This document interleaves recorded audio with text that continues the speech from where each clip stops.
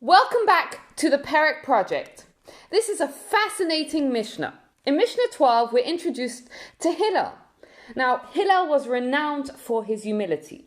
Let me tell you a story about Hillel. Hillel was very, very poor, and he used to hire himself out as a laborer for half a dinar every day. And he used to spend half of that money to go into the Beit HaMidrash, the study hall, to pray. Now, it happened one Friday that he wasn't able to earn that money. So when it came time for him to enter the study hall, he didn't have the money to pay in. But he didn't want to lose out of a whole day studying Torah. So what he did is he went and he climbed on top of the study hall where there was like a glass window, and he lay on top so that he could hear it.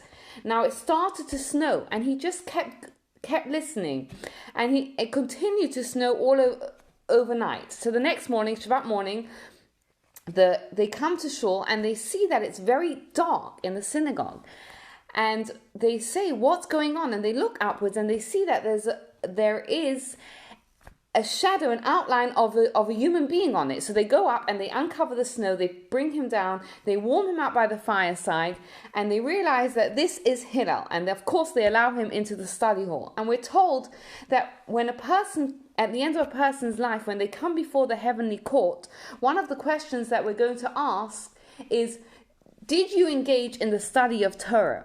Now, it could be that someone will say, I couldn't because I had too much. I had to spend all my life, all my time, earning money. And they will turn around to him and they will ask him, were you as poor as Hillel, who was able to study nonetheless?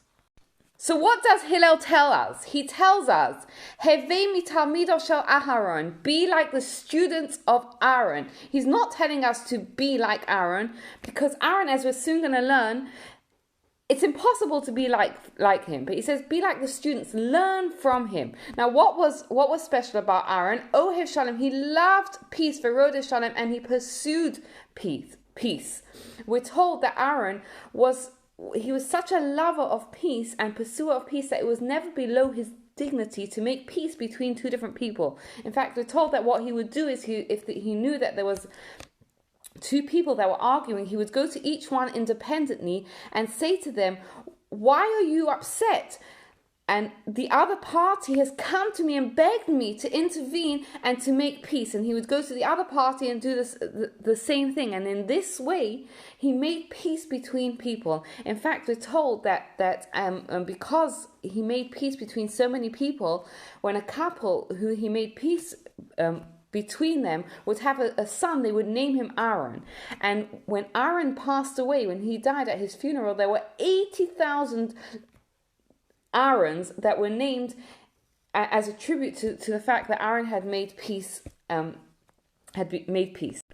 Now, Hillel also makes sure to say, be a pursuer of peace. Because it's not enough to just say, I love peace. Because sometimes you can say, I love peace. It's just that the other person is X, Y, Z. But he's saying you have to pursue peace. Like you would go after something that's a rare commodity. And sometimes you have to give up a little bit for that peace. And then he concludes this mission. He says, Ohev Sabrias, love people, or Makarvan Torah, and bring them closer to Torah. What does it mean, bring them closer to Torah? So Aaron had such a love for people that he would bring them closer to Torah and closer to being a better person. How? Because the person would think to themselves, oh my goodness, if Aaron loves me this much, it must mean that he doesn't realize who I really am. And as such, they would be afraid, and they wouldn't want to let down what they felt like Aaron thought about them. And in that way, they would become closer to Torah and closer to becoming better people. And the reality is that this is God's relationship to us. God constantly gives us kindness, and he delays his anger with us because he has confidence in us, in us becoming better people. And when we see God's kindness to us, hopefully that will give us the confidence to continue to improve and to become better people and to fulfill our potential. In the next Mishnah, Mishnah 13, Hillel continues and he tells us, he who seeks renown loses his reputation. He's saying that if a person has a noble reputation because of self-promotion instead of because he is truly exemplary, will lose that reputation. There's an amazing story that's told by Rabbi Israel Gustman. He was a member of the Vilna Rabbinical Court, and he went through the Holocaust. And he said he was very proud to say that he no longer derives any enjoyment from honors, and he doesn't worry about being degraded. Why did he say that? He said, because I saw Reb Chaim Ozer Grodzinski, who was a giant, a Torah giant in his days, stand up for me in Vilna, and I can't imagine a greater honor than that. And he says, and I had the humiliation of the Nazis ripping out my beard, and after that, nothing else can bother me. But if we stop and we think for a moment, think about that. Think about being able to live a life where you're not worried about ego and honor, and you're not worried about being put down or being degraded. Imagine the serenity that he could live with. He could live his life like that.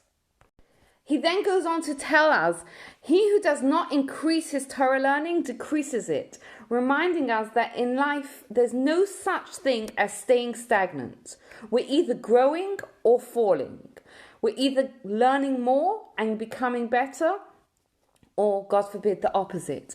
And he says, he who refuses to teach Torah deserves death. Wow, that sounds intense. What does he mean by that? Why is he being so strong? He's saying that someone who has Torah knowledge and refuses to share that knowledge, whether it's because he wants others to remain less knowledgeable than him, or because he feels it's beneath his dignity to teach someone who knows less than him, he's choking that person to death. And as such, he deserves likewise. And he concludes and he says, he who exploits the crown of Torah shall fade away.